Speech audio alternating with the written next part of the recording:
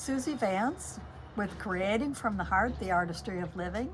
And I'm here with VR Sheets, who owns GnC Vacs. GnC Vacs, but also what I call South Bend Vacuum. Okay, Is that all right? that's fine. Works for me. Okay. We don't care what you call us. Just as long as you come in the door. There you go. And I'm telling you, the reason that I'm here is he's a dying breed. There are almost no people left that make vacuums work when they don't work. Mm-hmm.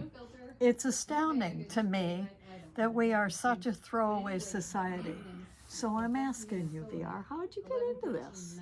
Like most things by accident. I came out here in Indiana in 1962. Oh, what brought you? Well, I was with a sales organization in Des Moines, Iowa, Uh-huh. and a bunch of us decided our future was in Indiana, and we got out here and we went broke. What were you selling? It was a door-to-door outfit was selling Bell and Howell movie equipment. Okay. So there were 7 of us, and 5 of them went back. I had no desire to go back to Iowa. And one of the guys was working for the Hoover Company, and I went to get another job, which I did not like. So maybe I can get you involved with Hoover. And you might say the rest is history, but I mean, so I went to work for them, and pretty much the rest of my life I have been involved with vacuum cleaners in one form or fashion. So. And there seem to be a lot of them. Oh, there is. Yeah, oh, yeah. And some are better than others. Whatever. That's another story. We won't get into that here. Because you've got almost every variety. Well, we're represented. Let's put it that way. That's good. That's Okay. great. Okay. And you've been in this business how long? Well, this particular operation that we're in right now, I started in 1989. Uh-huh. Okay, but in 1970, me and a friend of mine bought another vacuum cleaner store. Bought another vacuum cleaner store in 1970 here in town, and then I got involved in some direct sales with a product called Rainbow, and so that store kind of went by the wayside. And then for a while, I was kind of doing some wild and crazy things, which we won't talk about here. And so, but in 1989, I came back into South Bend, and I'd kind of gotten out of the vacuum cleaner business and was working for the Culligan as a water softener salesman. Uh-huh. But this friend that I told you about, he said, well, if you ever get in the vacuum cleaner business, you'll always be in the business, maybe never involved with it, but some form of fashion. Well, that's turned out to be true. So as I was working for Culligan, I still had, I was just on my part-time or extra time, I was cleaning up some used vacuum cleaners and selling them on a little shopper. And so the place that I was living in, they sold it, so I needed another place. So I tried to find a place because my plans were to stay with Culligan forever and ever because it was a good company and I was making good money. So anyhow, we found a place that's out here over here on Lincoln on Lincoln Way, and turns out it was a place that was the owner of this place was a customer of my former business, and I contacted him and see if we could work out something, and which we did, and so I started out again. It used to be a furniture store. It was a huge place, but it was built in front of a house, so we turned the house into an apartment, and so again, it was never planned on being a full-time vacuum cleaner store. But all of a sudden, all of my customers that were at the other store found out, and so all of a sudden it just started going crazy, and I decided that vacuum cleaner was my first love, so I quit Culligan, and well, so I've been full time in this business here, this particular business, for about 32 years, about 31 years. That is amazing. Could I ask you, what is the electric thing? What is the thing that really makes you love this business as much as you do? What's your favorite? Well, I can't answer.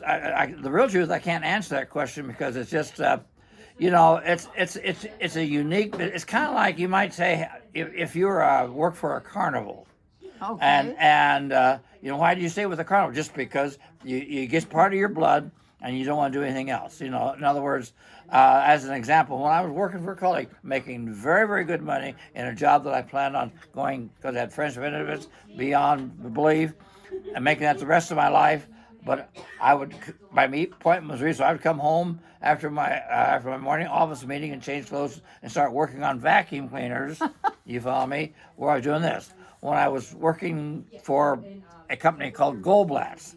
I was in the TV device department. They had a vacuum cleaner division, so I was focusing on that. But what I was doing is I was contacting people, a friend of mine, and I would talk to them and let me service their vacuum cleaner. And I'd take newspaper and lay down on our living room floor and fix their vacuum cleaner in the middle of my living room. You see, so when he said that, I didn't realize that it is really true. But so it's kind of a. It's in your blood. Yeah, that's exactly what it is. So, but anyhow, yeah, it's fun. But like I said, I guess you can. The proof of that, I'm 81 years old and I'm still very heavily involved in my business here. So. Well, that is wonderful and amazing to hear. It's amazing to me, if I may, how many of you, meaning older people who are still in the vacuum business, and yet it seems you're disappearing. Well, they're happening a little bit, but vacuum cleaner store as a business is a unique business. In that, even in its heyday, there was like, for instance, at one time the maximum amount of vacuum cleaner stores we've had in this town, it was 3. Now one of them has gone out of business, so now there's 2. So I mean, so in other words, it but takes. But there aren't any in Michigan City anymore, I and there understand. aren't any in LaPorte anymore. I understand that. It's astounding, and the one in Valpo just closed. I mean, so yeah, I understand that, and the one in Niles closed. So well, yeah, we're getting why we're all coming here. Yeah, we're and that's happening. So I mean, and I understand that. So but.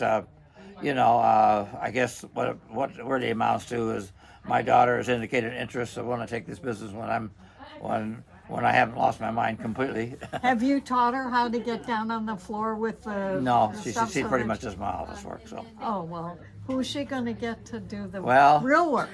That guy back there, Glenn. But Glenn. So she'll figure it out. That's great. She'll figure it out, or she'll starve to death. Well, I think you're amazing. You're still here. You're still doing it. I'm 82. I want to say congratulations to you for hanging in. Man, oh man, I'm surprised at that. That's cool. Because I want to have a place where I can come when my vacuum doesn't work, like it did a couple months ago, and I found you. Yeah, I know. Which is nothing short of amazing. That's one of the reasons why I don't even think about it, because people will come in here and they just beg me, don't you?